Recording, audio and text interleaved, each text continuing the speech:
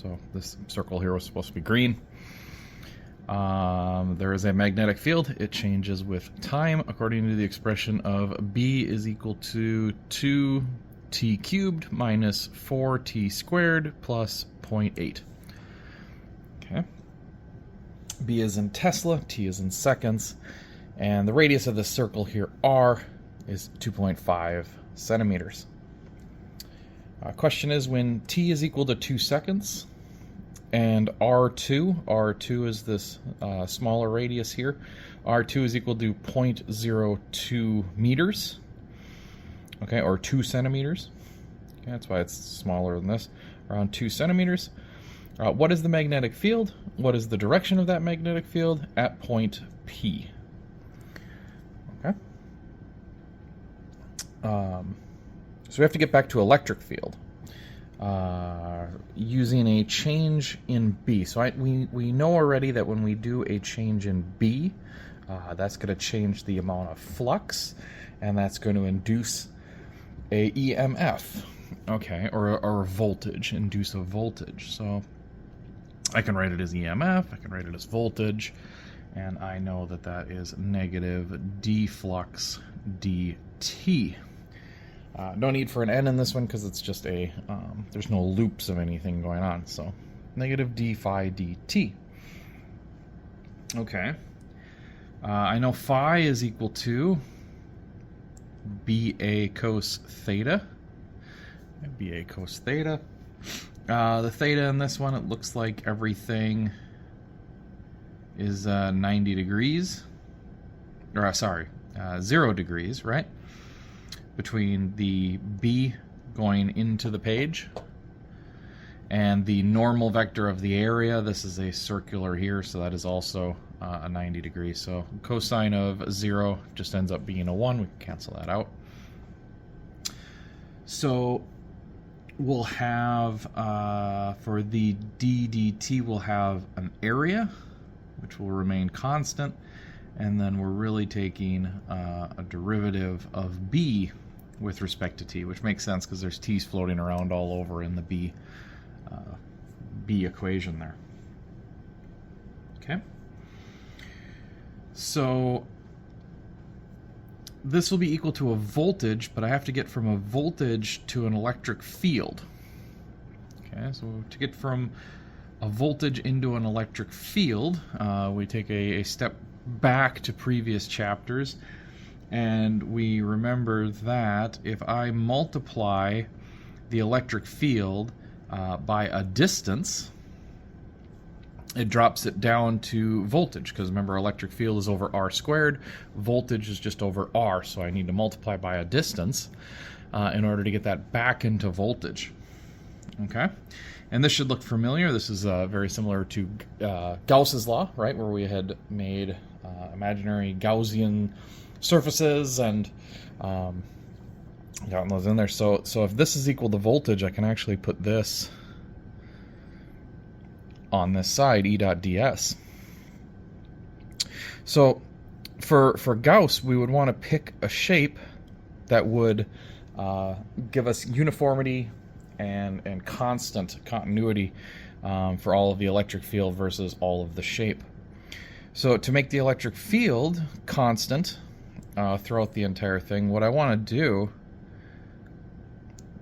is make a circle. Since we've already got a circle outside, let's make a circle inside, and then that way I know that E would be constant at all points along that shape. So ds would be the distance of this circle, okay, which would be the circumference of that circle. So we'd have E, and then ds would turn into the circumference, 2 pi, and this is r2. Okay, r2 down here, so 2 pi r2. When we go to this side, we have the area. All right, so the area of, we have the area that we want for the change in flux. So again, we're using the same point here. Also, it says we wanted the magnitude, so I'm just going to go ahead and drop the negative sign now rather than waiting until the final answer. We can just get rid of that now. Area of that circle would be pi r squared. And again, we'll use r2 for the area. So now the derivative of b with respect to t, we'd have to come in here and we do a simple power rule derivative.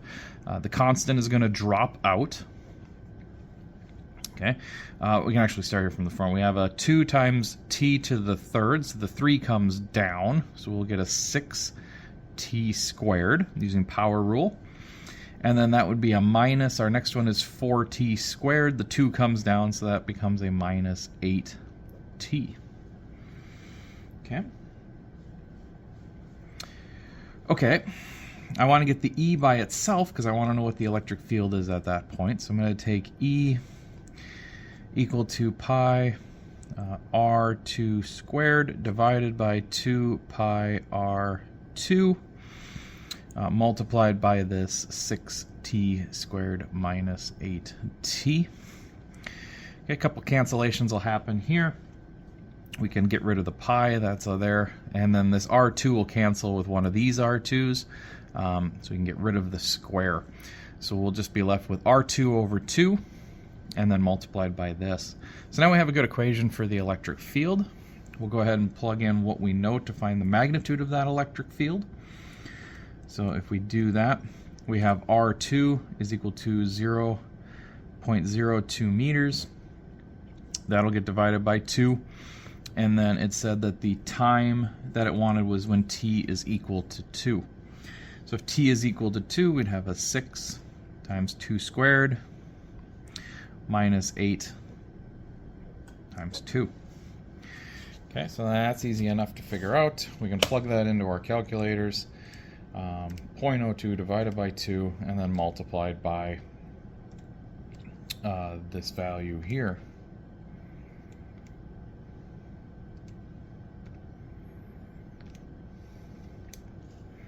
Okay, and doing all out, we get exactly what we should be getting, 0.08. And electric field is always in newtons per coulomb. Next would be to figure out the direction of that electric field. Okay, so the direction of that electric field. If the magnetic field is going into the page, we know that that has to be perpendicular. So it leaves us with a couple of options in here. The electric field, so it's going to be kind of hard to describe this two-dimensionally. We'd have to think more of a three-dimensional kind of type of scenario. But it will be perpendicular to R2. Okay, so we need that perpendicularity. So it'll be perpendicular to R2 and also clockwise. Okay, the electric field will be going clockwise around at that point.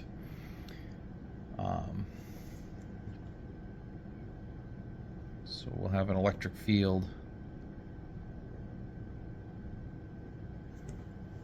at some kind of an angle like that.